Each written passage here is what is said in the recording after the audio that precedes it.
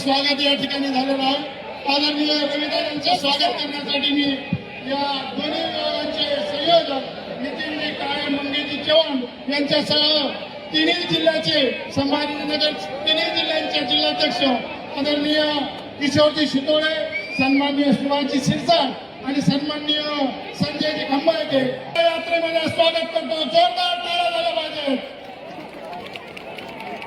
या ठिकाणी तुमच्या आमच्या सर्वांसमोर विचार मांडण्यासाठी ज्यांच्या खंबीर नेतृत्वामध्ये भारतीय जनता पार्टीचा हा रथ महाराष्ट्रामध्ये एक घोडदौड करतो।